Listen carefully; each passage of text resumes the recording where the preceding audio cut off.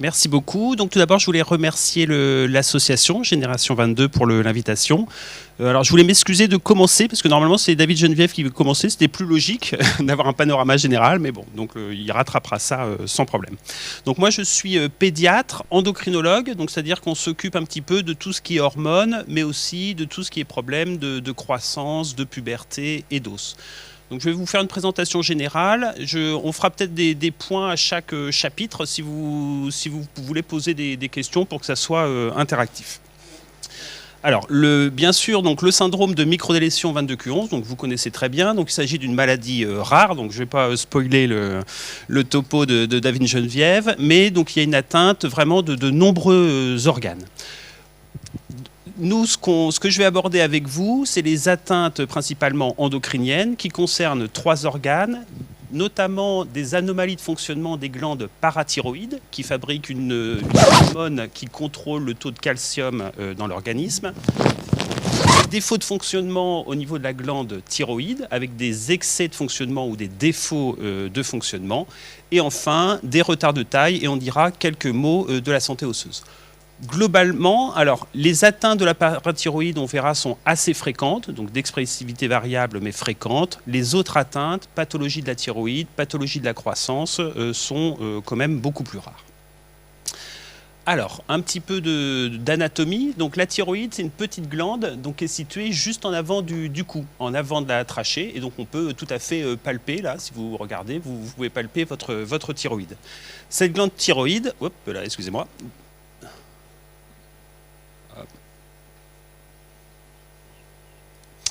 Donc cette glande thyroïde fabrique des substances donc, qui passent dans le sang, qu'on appelle des hormones, donc ce sont les hormones thyroïdiennes, et qui interviennent dans la régulation de nombreux organes. Je vous remontrerai tout ça tout à l'heure, et globalement sur le niveau d'énergie de l'organisme. Juste à l'arrière de la thyroïde, on a 4 petites glandes, donc que sont les parathyroïdes. Alors même si elles sont localisées au même endroit, donc c'est 2 fonctionnements différents entre la thyroïde et les parathyroïdes. Et ces parathyroïdes synthétisent une autre hormone qui est la parathormone, qui est très importante dans le contrôle du niveau de calcium dans l'organisme et dans le sang. Alors, mon schéma est un petit peu compliqué, mais c'est pour vous montrer un petit peu. Donc là, on va commencer par les anomalies de fonctionnement des glandes parathyroïdes et les anomalies de contrôle du taux de calcium dans l'organisme. Les glandes parathyroïdes donc, captent un petit peu le calcium dans l'organisme, et lorsque le calcium est trop bas, ça libère la parathormone, et globalement, la parathormone va augmenter le taux de calcium dans l'organisme, donc par différents mécanismes, en agissant au niveau des os. Donc les os, c'est le réservoir du calcium dans l'organisme, et la parathormone va libérer le calcium des os. Au niveau du rein, donc où la parathormone va permettre la réabsorption du calcium au niveau des urines, et indirectement au niveau de l'intestin, puisque la parathormone va permettre d'activer la vitamine D qui permet d'absorber le calcium au niveau du tube digestif. Donc globalement, la parathormone agit au niveau de l'os, au niveau du rein et indirectement au niveau du tube digestif, et tous ces effets permettent d'augmenter le taux de calcium. Lorsqu'on a un problème de parathyroïde, lorsqu'on a un déficit de parathormone, donc on va avoir un défaut de libération de calcium au niveau de l'os, un défaut de réabsorption, un défaut d'absorption du calcium au niveau de l'intestin, et ça va entraîner une chute du taux de calcium dans l'organisme. Donc on va voir les signes cliniques après.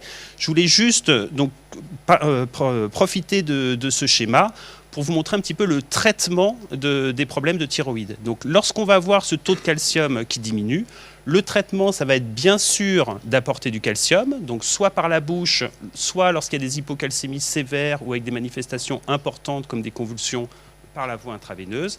Et ce qui est très important aussi, c'est qu'il va falloir apporter de la vitamine D, mais la vitamine D active. Parce que si vous donnez la vitamine D habituelle, alors je ne sais pas ce que vous avez, c'est ce qu'on appelle le Zima-D, l'UV-dose, enfin il y a plusieurs médicaments. Si vous donnez la vitamine D habituelle, comme cette vitamine D ne va pas être activée, elle ne sera pas efficace. Donc il faut donner la vitamine D déjà activée, et c'est le médicament qu'on appelle le 1-alpha. Donc le traitement de l'hypoparathyroïdie repose sur l'apport de calcium et sur l'apport de 1-alpha.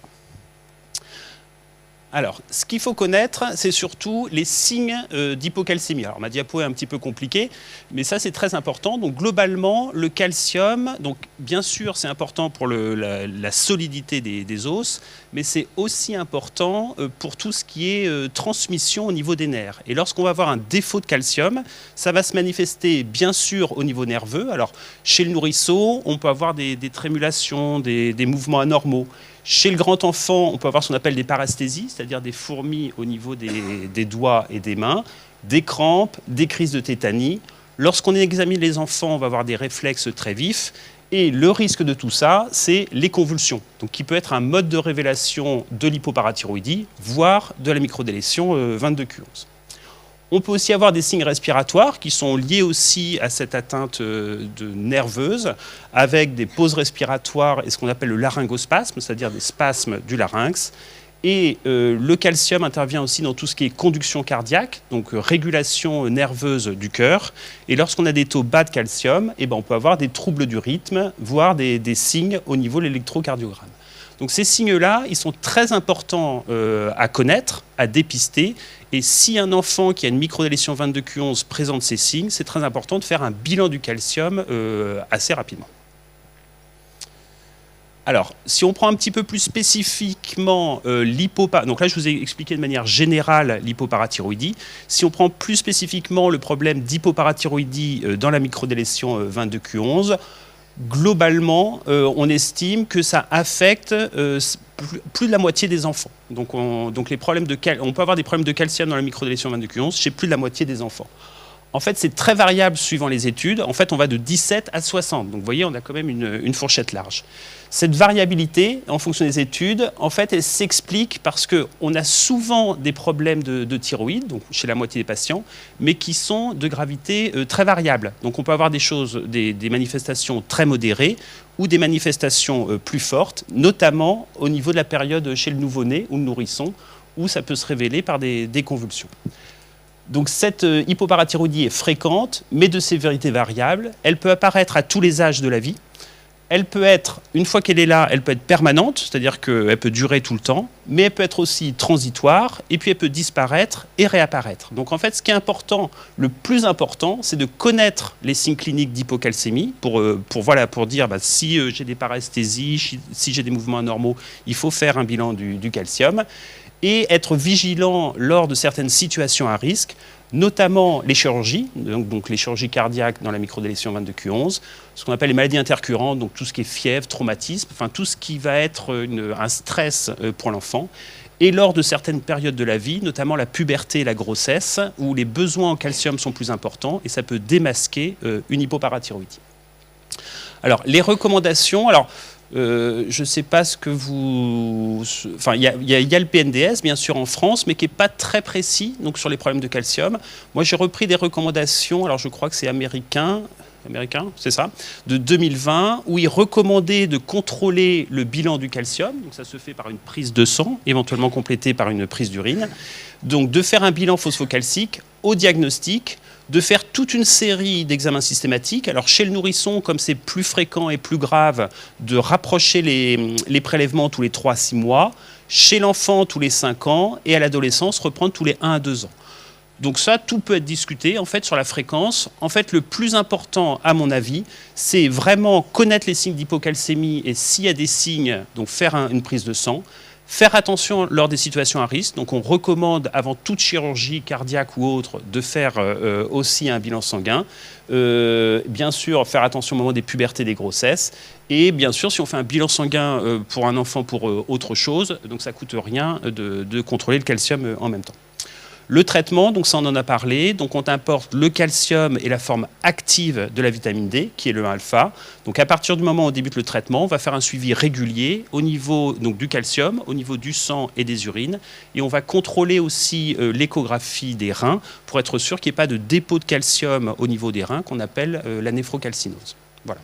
Donc ça c'est pour la partie hypoparathyroïdie, problème de calcium. Est-ce que vous avez des questions là-dessus? On peut peut-être faire un point à chaque fois. Où tout est clair. On continue? Oui.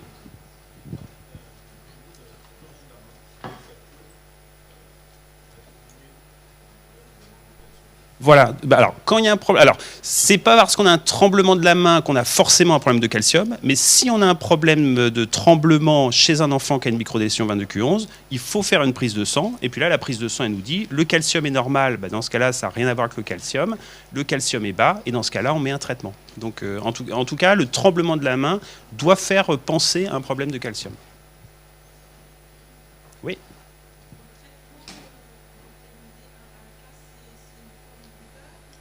Alors, le 1-alpha, ça existe donc soit sous forme de gouttes, soit sous forme de comprimés, et c'est une prise de sang, n'importe quoi, une prise par jour, par la bouche. Donc, gouttes chez les petits. Quand les enfants sont plus grands, on passe sous les comprimés. Alors 5-6 ans ou en fonction éventuellement de la prise alimentaire, mais la solution, ça passe très bien. Et c'est une prise, alors le matin ou le soir, c'est pas très important. Alors ça dépend, justement, c'est ce que je vous disais. Donc c'est très variable. Donc on débute. Donc quand on a une hypocalcémie, on débute, mais il faut savoir réévaluer pour savoir si les enfants en ont toujours besoin, parce que ça peut être transitoire. Donc c'est ça qui est un petit peu compliqué et ce qui explique les différences de fréquence dans les études.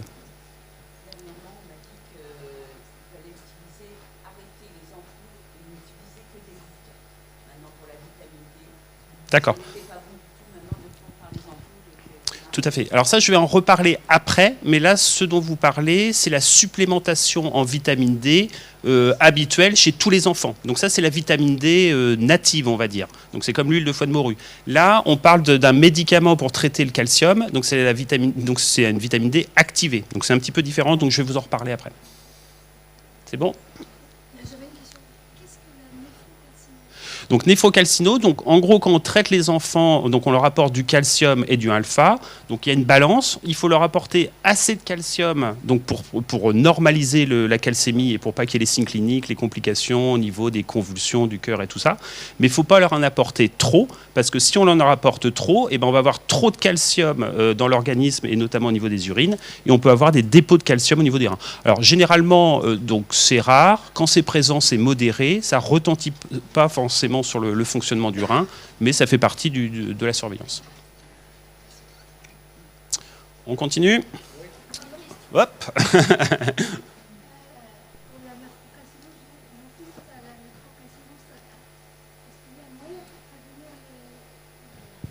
Et alors c'est pour ça qu'à partir du moment où...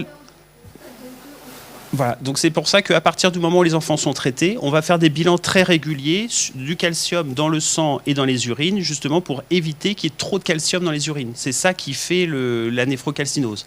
Mais après, c'est facile à dire. Des fois, c'est un petit peu compliqué de trouver l'équilibre entre assez de calcium, mais pas trop. Donc là, il faut surveiller. Donc en tout cas, donc à partir du moment, donc on surveille pour voir si ça apparaît. Si ça apparaît, on suit, on équilibre bien le calcium. Mais c'est quand même rare qu'il y ait des retentissements au niveau des reins. Lorsqu'il y a des retentissements, on peut discuter certains médicaments pour ce qu'on appelle les thiazidiques ou les choses comme ça. Donc il faut surveiller. Mais ce n'est pas forcément grave. Nous allons poursuivre. Ouais, hop, faut pas que je... Parce que les gens n'entendent pas les questions que vous posez, on entend toujours les réponses. Donc on va vraiment vous passer les micros, mais à la fin de l'intervention. Donc, deuxième, donc là on a vu les parathyroïdes et le problème de calcium. Donc maintenant je vais vous parler de la glande thyroïde. Donc comme je vous disais tout à l'heure, la glande thyroïde, ça fabrique d'autres hormones. Donc ce sont les hormones thyroïdiennes. Alors les noms que vous pouvez voir sur les bilans, c'est ce qu'on appelle la T3 et la T4. Donc c'est ces hormones-là. Et ces hormones sont fabriquées par la thyroïde et sont sous le contrôle d'une autre hormone, donc je vais vous en reparler un petit peu après, qui est fabriquée par une petite glande située sous le cerveau, qu'on appelle l'hypophyse, et qui va contrôler ces hormones-là. Donc lorsqu'on fait un bilan thyroïdien chez les enfants, on dose les hormones de la thyroïde, T3, T4, et on dose l'hormone qui régule la thyroïde, donc au-dessus, donc on appelle la TSH. Donc comme vous le voyez sur le schéma, donc je ne vais pas rentrer dans les détails, mais les hormones thyroïdiennes, elles agissent globalement partout, sur le système nerveux, le muscle, le cœur, le rein, l'os, la moelle osseuse, le métabolisme, donc c'est un petit peu l'ensemble des réactions dans l'organisme. Donc elles ont vraiment un effet général. Lorsqu'on n'a pas assez, donc là encore, donc ce qui est important, c'est de connaître les signes de mauvais fonctionnement de la thyroïde. Lorsqu'on n'a pas assez d'hormones de la thyroïde, on parle d'hypothyroïdie. Alors déjà, on peut avoir la glande thyroïde qui augmente de volume. Donc ça peut faire une petite bosse en avant du cou. Donc c'est ce qu'on appelle un goitre. On peut avoir le visage un petit peu bouffi, des œdèmes, et globalement, lorsqu'on manque d'hormones de la thyroïde, tout l'organisme va être au ralenti. C'est-à-dire qu'on va être fatigué, on va avoir froid, on peut avoir des règles irrégulières, un retard de croissance, une constipation. Donc on est vraiment donc plus au ralenti. Lorsqu'on a une hyperthyroïdie, un excès de fonctionnement de la glande thyroïde, alors on peut aussi avoir un goitre, donc une grosse thyroïde. Et là, au contraire, on va avoir un organisme accéléré. Donc, c'est-à-dire qu'on peut être, donc on va avoir chaud tout le temps, on va être énervé, on va avoir des troubles du sommeil, de la diarrhée, on va avoir faim tout le temps, on peut avoir des sauts d'humeur, des pertes de poids. Donc ça peut vraiment jouer au niveau du comportement et au niveau du niveau d'énergie de l'organisme. Lorsqu'on suspecte un problème de thyroïde, on va faire pareil un bilan thyroïdien. Donc ce que je vous disais, c'est qu'on va doser les T3, T4 et l'hormone régulatrice, la TSH. Alors sur mon schéma, vous voyez que l'hormone de la thyroïde, donc normalement, la TSH contrôle la thyroïde qui fabrique les hormones thyroïdiennes. Et les hormones thyroïdiennes, pour éviter que le système s'emballe, elles vont venir freiner la TSH. Je vous dis ça pour ça. Pourquoi ? Parce que lorsqu'on a une hypothyroïdie, bien sûr, on va avoir la T4 libre et la T3 libre qui sont basses. La glande thyroïde ne fabrique pas les hormones thyroïdiennes. Et comme on n'a plus ce freinage de la TSH, on va avoir une TSH qui est très augmentée. Donc la TSH, souvent, c'est le premier marqueur qui va bouger sur le bilan thyroïdien. C'est pour ça que c'est un élément important. Les problèmes de thyroïde, que ce soit hypo ou hyper, c'est lié à des problèmes d'anticorps. Donc les anticorps, normalement, c'est ce qui permet de se défendre contre les bactéries. Et des fois, les anticorps se trompent et ils attaquent le corps. C'est ce qu'on appelle des auto-anticorps. Dans l'hypothyroïdie, on a des anticorps anti-thyroperoxydase, qui sont des constituants de la thyroïde. Donc on va faire une échographie, et si on voit qu'on manque d'hormones thyroïdiennes, on peut remplacer les hormones thyroïdiennes. Alors, je vous ai mis le lévothyrox chez le grand, où on a aussi une solution pour les problèmes de thyroïde, qu'on appelle la L-thyroxine, qu'on peut utiliser chez les petits. L'hyperthyroïdie, c'est l'inverse. Donc on va voir les taux d'hormones thyroïdiennes qui vont être élevés. Comme les taux d'hormones thyroïdiennes sont très élevés, ça va venir freiner la TSH, donc on va avoir une TSH basse. On a aussi des auto-anticorps, mais donc qui sont un autre nom d'anti-anticorps. On fait une échographie, et là, on va mettre plutôt un traitement pour freiner le fonctionnement de la thyroïde. Donc ce traitement chez l'enfant, ça s'appelle le tyrosol. Donc on pourra en discuter si vous voulez après. Alors, en ce qui concerne les pathologies thyroïdiennes dans la microdélétion 22q11, alors en fait, c'est pas du tout spécifique, les problèmes de thyroïde. Ça s'intègre, je pense que David Geneviève vous en reparlera après, dans ce qu'on appelle l'auto-immunité des enfants avec une microdélétion 22q11. C'est-à-dire que les enfants avec une microdélétion 22q11, ils ont plus tendance à fabriquer des anticorps dirigés contre le soi, donc des auto-anticorps. Donc ça, il peut y avoir plein de manifestations. On peut avoir des arthrites, une diminution des plaquettes, qui est très fréquente à l'adolescence, donc des maladies cœliaques, donc des allergies au gluten, et aussi hyperthyroïdie. Alors dans les études, en fait, c'est très peu sur la fréquence, c'est très difficile à estimer. Enfin, globalement, c'est quand même rare, donc moins de 5% des enfants. Là encore, c'est un petit peu comme l'hypoparathyroïdie. Attention aux signes cliniques d'hypo ou d'hyperthyroïdie que je vous montrais avant. De toute façon, on vous laissera toutes les présentations si vous voulez. Et les problèmes de thyroïde, ils sont très fréquents à certaines périodes de la vie. Alors, ils sont plus fréquents chez la fille et plus fréquents au moment de la puberté et au moment des grossesses. Les recommandations, donc là pareil, donc on fait un bilan au diagnostic, donc toujours avec les recommandations américaines de 2020. Alors, ils recommandent tous les ans. Donc ça peut se discuter parce que faire une prise de sang tous les ans alors que le pic de fréquence est surtout au moment de l'adolescence, donc ça peut être discutable. Dans tous les cas, il faut être vigilant aux signes cliniques de mauvais fonctionnement de la thyroïde, être vigilant au moment de la puberté et pendant les grossesses, et s'il y a un bilan sanguin pour autre chose, c'est bien avec le calcium de contrôler la fonction thyroïdienne en même temps. Ça, c'est pour la thyroïde. Des questions ou vous voulez faire à la fin ? Ou est-ce une question rapide ? Non, à la fin, d'accord. Vous avez le timing. Donc, dernier point. Donc, on a vu parathyroïde, thyroïde. Donc, maintenant, on va parler un petit peu de croissance. Donc, le suivi de la croissance, donc ça, c'est des choses un peu générales. Alors, normalement, donc, un enfant, on le mesure allongé donc jusqu'à 4 ans, donc lorsqu'il fait 1 mètre. Ensuite, debout.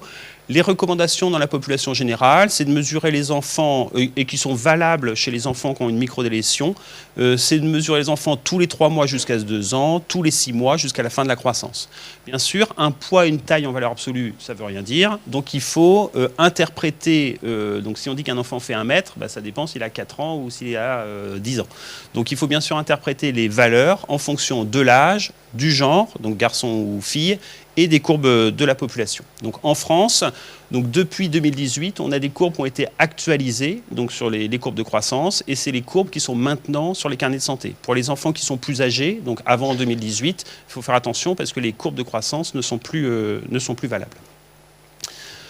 Alors, de manière générale, on parle de croissance naturelle normale. Alors, normale, en fait, c'est dans le sens statistique du terme. Donc, c'est-à-dire que la croissance, ça suit une répartition normale, c'est-à-dire une répartition en cloche, comme ça. Et statistiquement, 95% des enfants sont entre la moyenne et plus ou moins 2 couloirs, plus ou moins 2 écarts types. On va parler de retard de taille lorsqu'on va être en dessous de 2 couloirs. On va parler de grande taille lorsqu'on va être au-dessus de 2 couloirs. L'autre point important, c'est qu'on compare l'enfant par rapport aux autres enfants du même âge et du même genre. Donc, c'est ce que permet cette courbe-là. Et ce qui est important aussi, c'est de prendre en compte la taille des parents dans la taille de l'enfant. Et alors, on a un petit calcul, je vous l'ai mis là, vous pouvez calculer si vous voulez. Donc, c'est ce qu'on appelle la cible génétique. Donc, avec la taille des parents, qu'on corrige avec le genre, on peut estimer la cible génétique. Et globalement, la taille adulte des enfants est entre cette cible génétique et plus ou moins 1,5 couloir. L'autre chose, alors ça je ne vais pas développer parce qu'il y a une présentation après sur tout ce qui est problème de prise alimentaire, problème de poids. Bien sûr, la taille, ça s'interprète en fonction du poids. Donc on a l'habitude de dire que tout enfant qui maigrit au bout d'un moment ne va pas grandir. Et au contraire, donc tout enfant qui grossit grandit trop.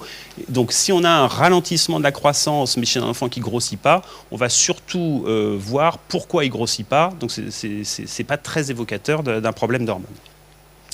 Alors, dans la population générale, donc les critères d'inquiétude ou les critères pour lesquels on va faire des bilans pour la taille, c'est lorsque la taille va être dans la petite taille, donc en dessous de moins 2 couloirs par rapport à la population générale, lorsqu'on va être loin de la cible génétique, 1,5 couloir, ou lorsqu'on va ralentir, lorsqu'on va casser la vitesse de croissance. Alors, après, il faut se poser la question, est-ce que ces critères sont valables? Donc ça, c'est la population générale. Après, il faut voir si ces critères sont valables chez les enfants avec une microdélétion 22q11. On sait que du fait de la maladie, la croissance des enfants avec une microdélétion 22q11 est un peu décalée par rapport à la croissance des enfants sans microdélétion. Et alors là, c'est les courbes qui ont été établies que vous aviez sur le protocole de soins, c'est-à-dire que globalement, les courbes de croissance sont décalées d'un couloir. Donc c'est un enfant qui a un enfant moins 2 déviations standard, moins 2 couloirs de la population générale correspond, alors on ne va pas le faire comme ça, moins 3 couloirs de la population générale, ça correspond aux moins 2 couloirs de la microdélétion 22q11. Donc il faut prendre ça en compte. Donc ça c'est ce que je pense, mais après tout peut être discutable, c'est-à-dire qu'on va s'inquiéter chez un enfant 22q11 d'un problème de croissance. Donc lorsque la taille va être plus petite, mais suivant les courbes de microdélétion 22q11, là, la taille, si les parents ne sont pas atteints par la microdélétion 22q11, la taille génétique est moins informative, et bien sûr, s'il y a un ralentissement de la vitesse de croissance. Alors ça, rapidement, j'ai le temps, il ne faut pas que je sois trop long non plus. Là, c'est juste pour vous expliquer certains examens. Donc la croissance chez l'enfant, ça se fait au niveau des plaques de croissance.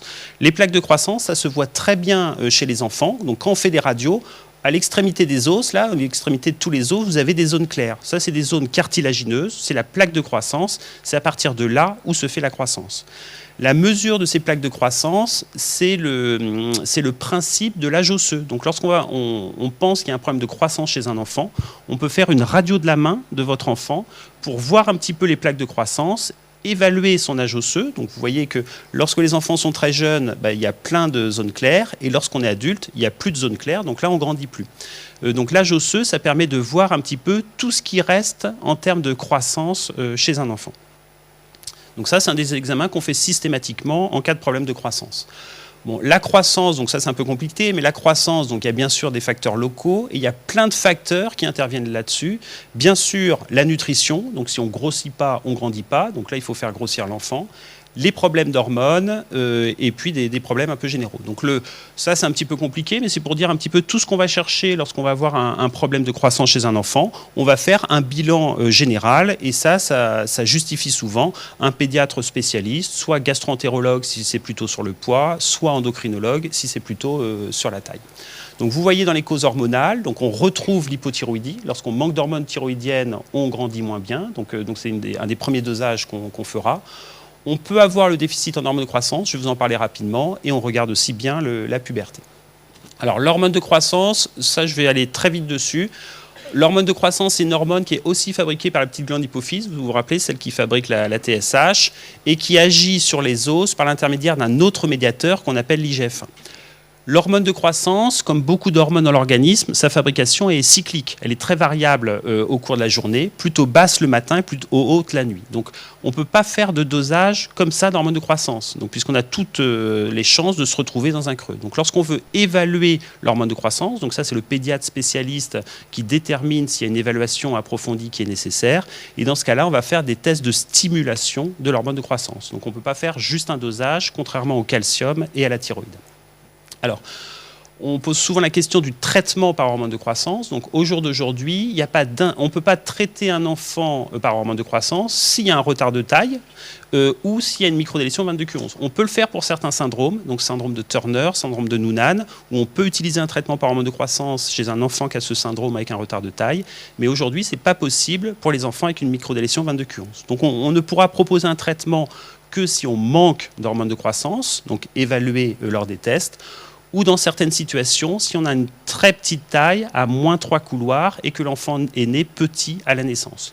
Après, alors je ne sais pas l'expérience de David Geneviève, mais personnellement, les indications chez les enfants qui ont une microdélétion 22q11 restent exceptionnelles, donc restent exceptionnelles. Donc, à ma connaissance, il n'y a pas d'enfants dans notre service qui sont traités.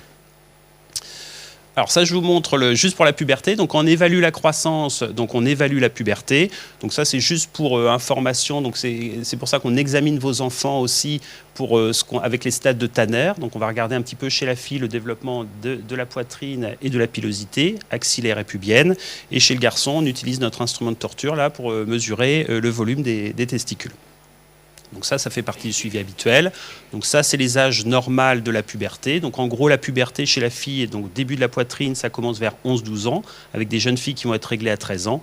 Et les garçons, ça commence à 12-13 ans. Donc ça fait partie aussi de l'évaluation de la croissance. Donc ça, je passe rapidement dessus.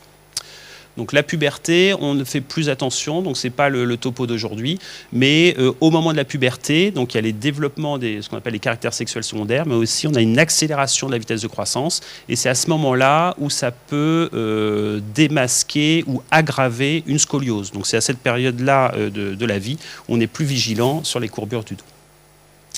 Rapidement, parce qu'il y a très peu de données, on m'avait posé la question, en fait, qu'en est-il un petit peu de la solidité des os chez les enfants qui ont une microdélétion 22q11 ? En fait, il y a très peu de données, donc j'ai retrouvé juste une étude, vous voyez, qui est ancienne, en 2010, où chez des enfants et des adultes, donc il y avait une microdélétion 22q11, on leur a fait passer un examen qu'on appelle l'ostéodensitométrie, donc c'est comme une radio qui n'est pas très précise, mais qui permet de voir la quantité d'os dans l'organisme. Et comme vous voyez ici, par rapport à des enfants contrôle ou par rapport à des adultes contrôle, la quantité d'os, en prenant en compte le fait qu'ils soient plus petits, la quantité d'os était moins importante chez les patients avec une microdélétion 22q11 que chez les patients sans microdélétion 22q11. Mais globalement, il n'y avait pas d'augmentation du nombre de fractures. Donc ça, les enfants, ils ont un petit peu moins d'os, mais globalement, il n'y a pas de répercussion en termes de fragilité des os. Donc, au jour d'aujourd'hui, il n'y a pas d'exploration systématique recommandée chez les enfants. Donc, notamment, il n'y a pas de raison de faire d'ostéodensitométrie de manière systématique.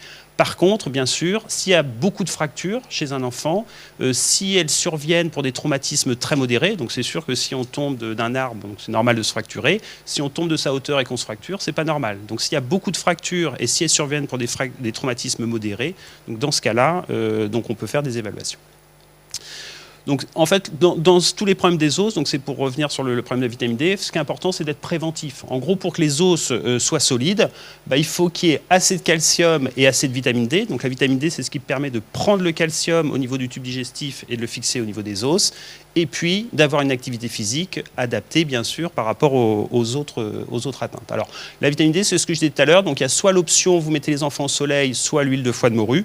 Mais maintenant, on évite un peu. Donc, on fait surtout, on apporte les suppléments en vitamine D. Alors, il y a des nouvelles recommandations. Donc, ça, on peut en discuter après. Donc, ont été publiées en 2022, là. Donc, sur les nouvelles recommandations d'apport de la vitamine D. Alors, c'est un peu compliqué. Globalement, retenez que la vitamine D, avant, on disait surtout chez le petit, et puis on reprend la puberté. Maintenant, les grands messages, c'est que la vitamine D, on doit le prendre tous les jours, tous les jours. On doit le prendre tout le temps, pendant tout le temps de la croissance. Donc, en gros, jusqu'à la fin de la puberté. Donc, ça, c'est important. Donc, les enfants, ils doivent avoir de la vitamine D tout le temps. Idéalement, il faut mieux le faire tous les jours que les ampoules de 3 mois.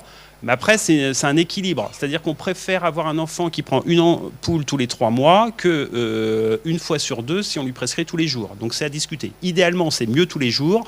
Mais si vraiment on n'y arrive pas, il vaut mieux faire les ampoules. Alors toutes les semaines, tous les mois, tous les 3 mois, c'est à discuter.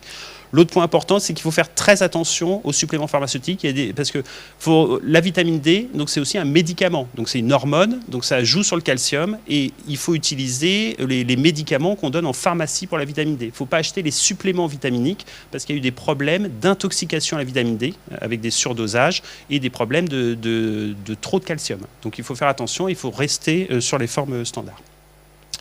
Bon, ça c'est un petit schéma, donc ce que vous dira David Geneviève. Donc bien sûr, donc lorsqu'on a une microdélétion 22Q11, c'est un suivi toute la vie. Et vous voyez que au niveau endocrinien, on y est tout le temps. Et bon, donc ça, c'est un petit peu ce que je vous ai dit. Donc en gros, si on reprend les différents points, au niveau donc l'hypoparathyroïdie et les problèmes de calcium sont fréquents, mais de sévérité et d'évolution très variables. Ce qui est important, c'est de connaître les signes d'hypocalcémie et faire attention aux situations à risque, attention à la chirurgie, attention lorsqu'on a des fièvres, une fracture, attention au moment de la puberté et de la grossesse. Pour les pathologies thyroïdiennes, pareil, c'est important de connaître les signes cliniques et attention au moment de la puberté et de la grossesse. Et le suivi de la croissance, donc en fait, il est comme chez tous les autres enfants. En fait, le principal intérêt, donc là, je vous parle de la croissance de taille, on vous parlera tout à l'heure de la croissance de poids. Donc en fait, ça permet de dépister parfois d'autres choses. C'est-à-dire que lorsqu'on a un retard de croissance, ça peut être lié à un problème de thyroïde ou un problème d'intolérance, par exemple, aux céréales, donc la maladie cœliaque. Donc ça, c'est important. Et globalement, les indications par hormone de croissance sont exceptionnelles. Et après, il y a toute la prise en charge préventive, la vitamine D, s'assurer qu'il y a assez d'apport de calcium tous les jours. Alors généralement, on dit 3 produits laitiers par jour. Et l'activité physique. Donc ça, c'est vraiment important. Même si on a d'autres atteintes, notamment au niveau du cœur et tout ça, il faut faire de l'activité physique. C'est bon pour tout, pour le moral et pour le reste. Je vous remercie pour votre attention.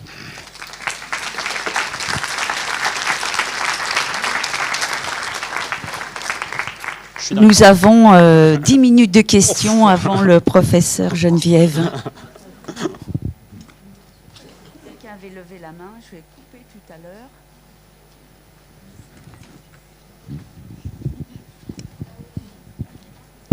C'est bon. Bonjour. Moi, je voudrais savoir quels sont vraiment les signes, les gestes qu'il faut repérer chez les petits. Donc alors chez le petit, donc le nouveau-né, donc les problèmes, la thyroïde c'est quand même très rare, la croissance c'est plutôt un problème de croissance de poids et de taille, donc là c'est surtout pour les problèmes de calcium en fait. Alors donc les signes cliniques, c'est ce qu'on disait tout à l'heure, ça va être des mouvements anormaux, des trémulations, alors après qui sont aussi fréquents chez le nouveau-né, donc c'est pas parce qu'un nouveau-né trémule qu'il a forcément un problème de calcium, mais ça doit être, mais il faut faire attention. Et dans tous les cas, si on sait que le nouveau-né a une microdélétion 22Q11, dans tous les cas, on va surveiller de manière systématique le calcium, donc puisqu'ils sont plus à risque et c'est des formes plus sévères, donc pendant la période néonatale, il y aura systématiquement un bilan du calcium. Mais pour répondre à votre question, les mouvements anormaux, les trémulations et au maximum les convulsions, mais on essaye d'arriver avant quand même. D'accord, merci. Tout à l'heure, vous parliez de l'échographie rénale. Quelle est la périodicité à fait? Donc J'ai habituellement ma fille qui est l'échographie, donc les bilans, donc quand on met en place un traitement par calcium et forme active de la vitamine D, on fait un bilan, on va dire tous les 3 à 6 mois. Généralement c'est plutôt à 6 mois en régime de base. Et l'échographie rénale, on la fait tous les ans. D'accord, merci. Donc, à rediscuter en fonction, si on voit qu'il y a des calcifications importantes, on peut voir. Mais globalement, on dit à peu près tous les ans, c'est bien. Ok, merci.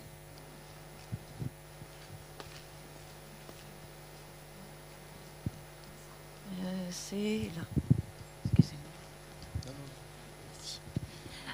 Pour la vitamine D, Zima-D par exemple, en gouttes qu'on peut prendre à la pharmacie sans ordonnance, quelle serait la posologie? Est-ce que ça varie en fonction de l'âge ou Non, des choses alors comme globalement chez les petits c'est 2 gouttes par jour. Alors il faut donc oui, ou même chez les adultes c'est 2 gouttes par jour. ça? D'accord. Quand vous dites petit, c'est Non, mais alors petit ado ça ou... dépend un petit peu. Alors parce qu'il y a dans le tableau que je vous ai montré, il y a les enfants donc sans facteur de risque, donc où là ça va être 2 gouttes par jour, et les enfants avec facteur de risque. Mais les facteurs de risque, c'est par exemple s'il y a des alimentations qui sont peu carencées en calcium, ou les enfants avec la peau foncée, donc parce que la vitamine D elle est aussi fabriquée au niveau du soleil, au niveau de la peau par le soleil. Donc là on ferait plutôt 4 gouttes, mais de base 2 gouttes par jour, c'est très bien. D'accord, Voilà. merci. Donc là, donc vous voyez bien, il y a 2 sortes de vitamine D. Il y a la vitamine D que tous les enfants ont, et donc c'est important que les enfants avec une microdélétion l'aient aussi. Et après, il y a la vitamine D où là, on va traiter le calcium, qui est le 1-alpha. Mais le 1-alpha, c'est une prescription médicale, enfin l'autre aussi, mais en tout cas, tous les enfants doivent avoir de la vitamine D. Bonjour. Je voulais savoir si vous aviez des préconisations pour les adultes. Parce qu'une fois qu'ils ont 25 ans, ils se débrouillent, mais quand on a eu des problèmes, voilà, qu'est-ce qui se passe pour nos adultes? Alors la vitamine D, on a dit que c'était bon pour tout, hein. Donc c'est bon pour les os, c'est bon pour l'immunité, c'est bon pour le diabète, c'est bon pour le Covid dernièrement. Moi personnellement j'en prends, mais je suis un peu biaisé. Donc, mais avoir un peu de vitamine D, en fait d'avoir trop de vitamine D ça sert à rien, mais il faut pas être carencé. Et dans la population générale, il y a un quart des personnes qui ont des taux insuffisants de vitamine D. Donc ce qu'on conseille, c'est au moins, alors tous les jours c'est inimaginable, mais à chaque changement, enfin au moment de l'automne et au moment où hiver et printemps, à chaque changement de saison, vous prenez une ampoule, ça dure 3 mois, ça fait 2 ampoules par an. Donc moi j'aurais tendance à surtout lorsqu'on sait, alors vous voyez, je vous ai dit que les enfants et les adultes avec une microdélétion de 22 ils avaient un petit peu moins d'os que les personnes du même âge et de la même taille. Là, chez les enfants qui ont été évalués, mais c'est des petites cohortes, il n'y avait pas plus de fractures. En fait, la grande question, c'est après, parce qu'en fait, l'os, on a un pic de masse de l'os qui se fait pendant l'enfance et l'adolescence, et à 20-25 ans, on a la quantité d'os qu'on aura toute sa vie, mais ça va diminuer, notamment chez les femmes après la ménopause et chez les hommes aussi avec la vieillesse. Et là, c'est un risque donc là, il y a un risque de fracture. Donc si on part de plus bas, eh ben, on va être dans le risque de fracture plus rapidement. Donc c'est pour ça que d'avoir une supplémentation par vitamine D, surtout lorsqu'on sait qu'il y a un petit peu moins d'os, même s'il n'y a pas de manifestation à ces âges-là, donc je pense que c'est un bon principe. Bon, je ne suis pas payé par les laboratoires de vitamine D, mais bon. Sinon, il y a l'huile de foie de morue. Hein. Alors, le soleil, ça ne suffit pas, parce que donc ça suffit l'été, mais l'hiver, même s'il y a du soleil, donc si vous habitez à Toulouse, Montpellier ou je ne sais pas où, en fait, c'est un problème d'inclinaison des rayons. Donc l'hiver, les rayons sont plus inclinés, donc il y a moins d'ensoleillement. Enfin, ça se fait sous forme de lumen. Donc, même si vous êtes dans une région ensoleillée, l'ensoleillement est moins important, donc il y a moins de synthèse de vitamine D l'hiver et le printemps. Je voudrais intervenir après pour les adultes. C'est vrai que on a eu plusieurs familles dont les enfants ont été diagnostiqués 22q11 à la suite de problèmes de calcium en fait et de convulsions. Et donc c'est vrai que à ce moment-là, on se demande si c'est un problème vraiment neurologique, ou si c'est il s'est avéré que c'était parfois de calcium. Donc voilà, c'est quelque chose qu'il faut un petit peu savoir avant d'être adulte et avant d'avoir des enfants adultes. Je pense que c'est assez intéressant. Et puis aussi l'ostéoporose. En fait, ce qui se passe, c'est que au niveau des adultes, on voit quand même que bon, alors chacun est différent, mais au niveau de l'ostéoporose, je pense qu'il faut vraiment surveiller. C'est indispensable.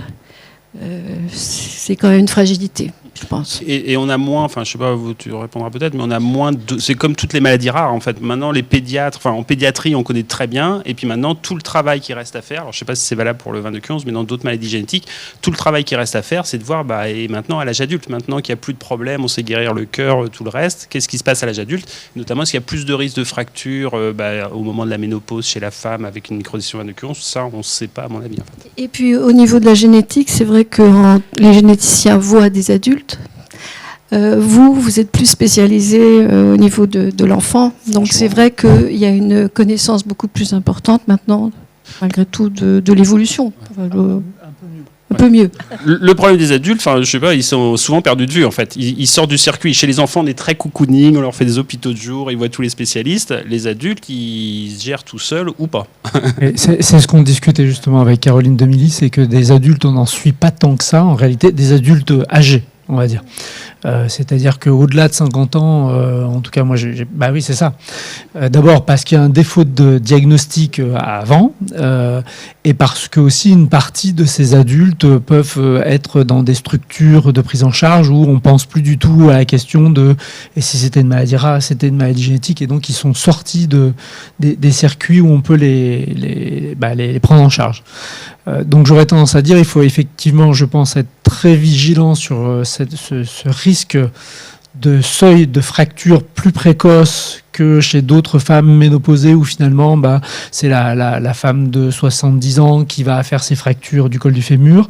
Peut-être que là c'est plus tôt, mais on n'en sait rien en réalité, et on manque de connaissances. Donc oui, on suit de plus en plus les adultes, les jeunes qui ont grandi et donc qui sont devenus adultes, mais pour autant on n'a pas un recul très très important sur les personnes plus âgées. Alors il y a des travaux qui sont à l'échelle européenne sur cette question-là justement de l'adulte vieillissant avec déficience intellectuelle ou difficulté d'apprentissage et maladies rares. Mais c'est des travaux. Donc on se donne rendez-vous pendant 20 ans et puis on vous répondra à ce moment-là. Et en attendant 20 ans, la prévention, l'alimentation, calcium, vitamine D, le sport. Alors nous, on a fait par exemple dans ce qu'on appelle maladie de Marfan, je ne sais pas si vous connaissez, mais c'est des enfants ou des adultes qui ont des gros problèmes de cœur, et jusqu'ici on disait oulala, on arrête tout le sport, c'est dangereux pour le cœur. Et non, on a fait un programme de sport, on leur faisait faire 2 fois du vélo 40 minutes par semaine, et après ils étaient beaucoup mieux au niveau du cœur, au niveau de l'endurance, au niveau de la qualité de vie. Donc même si on a un problème de cœur ou même si on a d'autres choses, on peut faire de l'activité physique alors qu'il peut être adapté en fait. Donc ça c'est les nouveaux. Une dernière question. Je voulais dire, au niveau du calcium, vous prescrivez quoi? J'ai vu que si l'alimentation n'apportait pas 300 mg, il y avait nécessité de complémenter. Du coup, vous prescrivez quel type de calcium?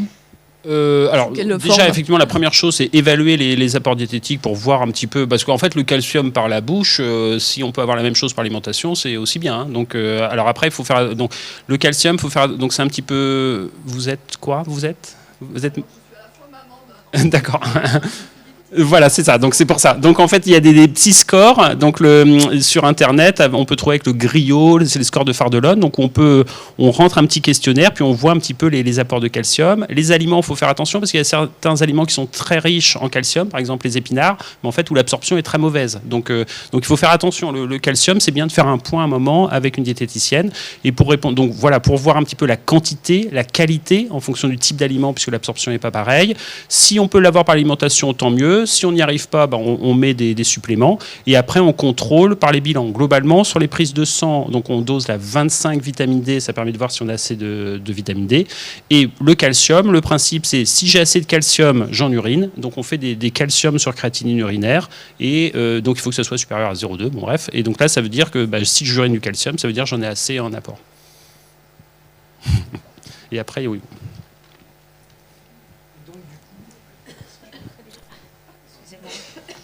Mais... Pas le droit de poser des questions, toi. Hein. C'est pour faire la transition, en fait. Là, il y a le sur le calcium, en fait, la question sur le bilan annuel ou pas annuel? Et ensuite, calcium sanguin, calcium ionisé, calcium urinaire, est-ce qu'il faut faire la totale ou est-ce que finalement simplement le calcium ionisé est suffisant ou... Alors tout ça, c'est pour ça que j'insiste vraiment. Donc ce qui est important sur les bilans, c'est au diagnostic, si des situations à risque, attention à la chirurgie, attention à la fièvre, la puberté, la grossesse, et si on fait un bilan pour autre chose, on le fait. Après, les dosages systématiques, si on dit on fait un bilan tous les ans, ça n'empêche pas que 6 mois plus tard, il a un problème de calcium. Donc ça. Après, dans les recommandations de 2020 américaines, ce qui est amusant, c'est qu'ils disent on fait le calcium, par exemple, tous les 5 ans chez l'enfant, mais à côté de ça, on fait la thyroïde tous les ans. Quitte à faire la thyroïde, on va tout faire en même temps, en fait. Donc, c'est faux. Donc ça se discute. Voir. Et alors ta question, par contre, si on fait un bilan, on fait un bilan complet, c'est-à-dire qu'on fait calcium. Alors souvent on fait calciumie totale, mais on peut faire calcium ionisé. Enfin, on fait un bilan complet. On regarde la fonction rénale, calcium, phosphore, phosphatase, les hormones, parathormone, 25 vitamine D et le calcium sur créatine urinaire. Voilà. Donc on fait un bilan phosphocalcique, sanguin et urinaire pour évaluer ça. Après la fréquence, attention aux signes cliniques, attention aux situations à risque. Et après, ça se discute, quoi. Non, c'est vrai. Enfin, c'est le problème des bilans systématiques. C'est pas parce qu'on fait un bilan un jour que le lendemain, il n'aura pas son problème de calcium. Donc, c'est pas si intéressant que ça, en fait. Et, bon, après, nous, on le fait quand même tous les ans ou tous les... voilà. Parce qu'on les voit en hôpital de jour, donc on fait le bilan parce que ça fait partie du check-up. Mais je suis pas convaincu de l'utilité, sauf période de puberté et tout ça.